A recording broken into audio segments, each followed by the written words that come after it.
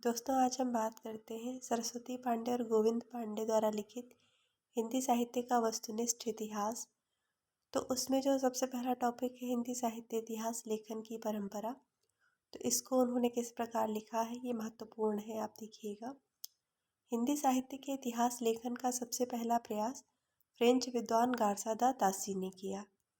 Garcin दा तासी ने अपनी पुस्तक की रचना फ्रेंच भाषा में की।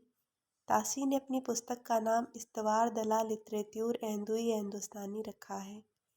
यह पुस्तक दो भागों में विभक्त है, जिसका प्रकाशन क्रमशः 1839 और 1847 में हुआ। यह ग्रंथ ग्रेट ब्रिटेन और आयरलैंड की प्राच्य साहित्य अनुवादक समिति की ओर से पेरिस में मुद्रित किया गया।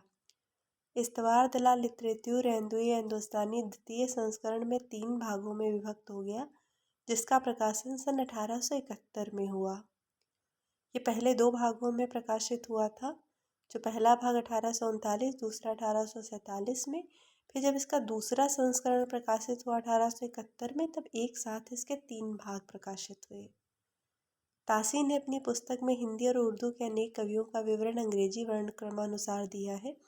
इंग्लिश के अल्फ़ाबेटिकल ऑर्डर में इन्होंने दिया है। गार्सा दा तासी के ग्रंथ में कुल 738 कवि हैं, जिनमें हिंदी के 72 तथा शेष उर्दू के हैं। डॉक्टर लक्ष्मी सागर वार्ष्णेय ने तासी के ग्रंथ का हिंदी अनुवाद हिंदुई साहित्य का इतिहास नाम से प्रकाशन सन 1952 ईस्वी में कराया। तासी की पुस्तक इस्तवार द ला लिटरेत्यूर एंदुई हिंदुस्तानी में एंदुई के लिए हिंदवी या हिंदी और हिंदुस्तानी के लिए हिंदुस्तानी उर्दू अर्थ प्रयुक्त होता है। कहने का अर्थ ये है कि इसमें एंदुई जो है वो यहाँ पर हिंदी भाषा के लिए और हिंदुस्तानी उर्दू भाषा के लिए प्रयोग किया गया है। हिंदुस्तानी पहले उर्दू को कहा जाता था। इस्तवार माने लेखा जोखा, लिटरेत्यूर माने लिटरेचर और हिंदी उर्दू दोनों के लिटरेचर का लेखा जोखा। इस प्रकार से इनका ये नाम होता है।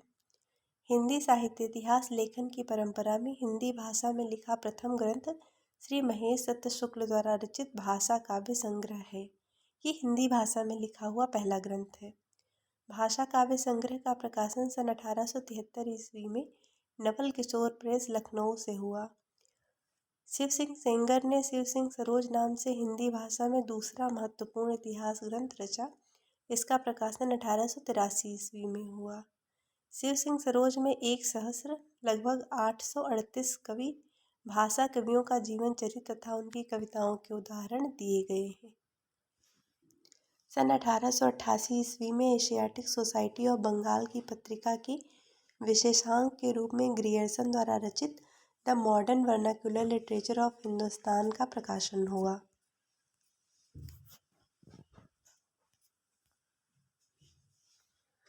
जॉर्ज ग्रियर्सन द्वारा रचित the modern vernacular literature of Hindustan को सच्चे अर्थों में हिंदी साहित्य का पहला इतिहास ग्रंथ माना जाता है। इस ग्रंथ में 952 कवियों को शामिल किया गया है। डॉक्टर किशोरीलाल गुप्त ने इसका हिंदी अनुवाद हिंदी साहित्य का प्रथम इतिहास शीर्षक से किया। इसका प्रकाशन 1957 ईस्वी में हुआ। ग्रियर्सन ने कवियों और लेखकों का काल क्रमानुसार वर्गीकरण तथा उनकी प्रवृत्तियों को स्पष्ट किया। इन्होंने विभिन्न युगों की काव्य प्रवृत्तियों की व्याख्या करते हुए उनसे संबंधित सांस्कृतिक परिस्थितियों व प्रेरणा स्रोतों का उद्घाटन किया। इस ग्रंथ को विभिन्न कालखंडों में विभक्त किया गया तथा प्रत्येक अध्याय काल विशेष का सूचक है। जॉर्ज ग्रियर्सन ने प्रथम बार हिंदी साहित्य का भाषा की दृष्टि से क्षेत्र निर्धारण करते हुए संस्कृत, प्राकृत एवं अरबी, फारसी, मिश्रित उर्दू को उससे अलग किया। हिंदी साहित्य के विकास क्रम का निर्धारण चारण काव्य, धार्मिक काव्य, प्रेम काव्य, दरबारी काव्य के रूप में किया है। 17वीं शताब्दी के युग भक्ति काल को हिंदी काव्य का स्वर्ण युग मानना ग्रियर्सन की महत्वपूर्ण उपलब्धि है। ये कई बार पूछा जाता है कि भक्ति काल को हिंदी काव्य का स्वर्ण युग किसने माना, तो इसका उत्तर डॉक्टर ग्रियर्सन होगा।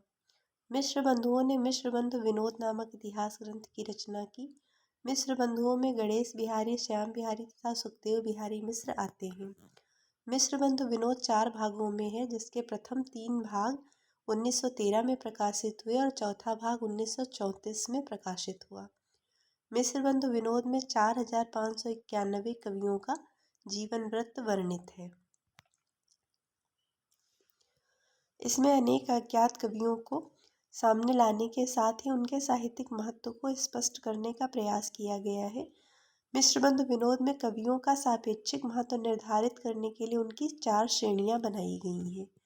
हिंदी साहित्य इतिहास लेखन की परंपरा में आचार्य रामचंद्र शुक्ल द्वारा रचित हिंदी साहित्य का इतिहास का स्थान सर्वोच्च है। आचार्य शुक्ल का इतिहास मूलतः नागरी प्रचारिणी सभा द्वारा प्रकाशित हिंदी शब्द सागर की भूमिका के रूप में हिंदी साहित्य का विकास नाम से सन 1929 ईस्वी में प्रकाशित हुआ। हिंदी साहित्य का इतिहास में 1000 कवियों और लेखकों को शामिल किया गया है। आचार्य रामचंद्र शुक्ल ने शिव सिंह सेंगर, जॉर्ज ग्रियर्सन तथा मिश्र बंधुओं के इतिहास को कवि वृत्त संग्रह कहा है। आचार्य शुक्ल ने लिखा है, ये कथन महत्वपूर्ण है, पूछा जाता है कई बार, जबकि प्रत्येक देश का साहित्य वहाँ की जनता की चित्तवृत्ति का संचित प्रतिबिंब होता है, तब यह निश्चित है कि जनता की चित्तवृत्ति के परिवर्तन के साथ साथ साहित्य के स्वरूप में भी परिवर्तन होता चला जाता है। आदि से अंत तक इन्हीं चित्तवृत्तियों की परंपरा को परखते हुए साहित्य परंपरा के साथ उनका सामंजस्य दिखाना ही साहित्य का इतिहास कहलाता है। जनता की चित्तवृत्ति बहुत कुछ राजनीतिक, सामाजिक, सांप्रदायिक तथा धार्मिक परिस्थिति के अनुसार होती है। सर्वप्रथम आचार्य शुक्ल ने साहित्य इतिहास को आलोचना से पृथक किया तथा अपने विकासवादी और वैज्ञानिक दृष्टिकोण का परिचय दिया।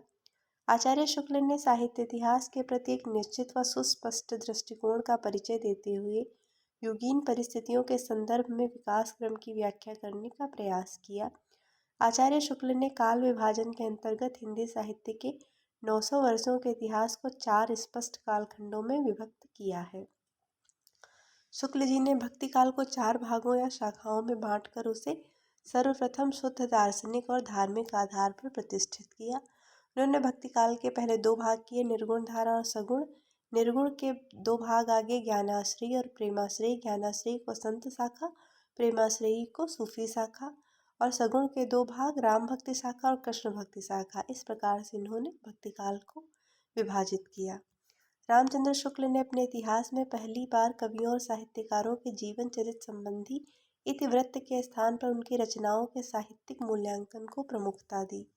एडविन ग्रीव्स महोदय ने 1917 ईस्वी में अंग्रेजी भाषा में a sketch of Hindi literature नाम से हिंदी साहित्य का एक संक्षिप्त इतिहास ग्रंथ लिखा। इन्होंने हिंदी साहित्य के इतिहास के 5 भाग किए हैं। सन 1920 ईस्वी में FEK ने अंग्रेजी भाषा में a history of Hindi literature नाम से एक इतिहास ग्रंथ लिखा।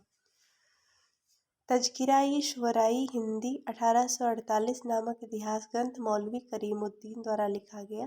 इसमें 1004 कवियों के बारे में लिखा है, जिसमें हिंदी के 62 कवि हैं।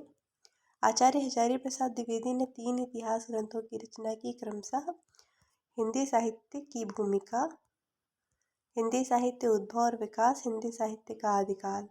इनमें से हिंदी साहित्य की भूमिका 1940 में प्रकाशित हुई, हिंदी साहित्य उद्भव और विकास 1952 में प्रकाशित हुआ और हिंदी साहित्य का आदिकाल 1952 में ये भी प्रकाशित हुआ। आचार्य द्विवेदी ने अपने इतिहास में परंपरा की निरंतरता का अनुशीलन करते हुए एक व्यापक इतिहास दर्शन की भूमिका तैयार की। डॉक्टर राम कुमार वर्मा ने हिंदी साहित्य का आलोचनात्मक इतिहास नामक पुस्तक लिखी। हिंदी साहित्य का आलोचनात्मक इतिहास 1938 में प्रकाशित हुआ। डॉक्टर वर्मा ने अपने इतिहास ग्रंथ में 693 ईस्वी से 1693 ईस्वी तक की कालावधि अर्थात संधि काल से लेकर भक्ति काल तक की अवधि को ही लिया। डॉक्टर वर्मा ने संपूर्ण ग्रंथ को 7 प्रकरण में विभक्त किया। डॉक्टर वर्मा ने स्वयंभू को, जो अपभ्रंश के सबसे पहले कवि हैं, हिंदी का पहला कवि मानते हुए हिंदी साहित्य का आरंभ 693 ईस्वी से स्वीकार किया। नागरी प्रचारिणी सभा से हिंदी साहित्य का वृहत इतिहास का प्रकाशन 16 खंडों में हो चुका है।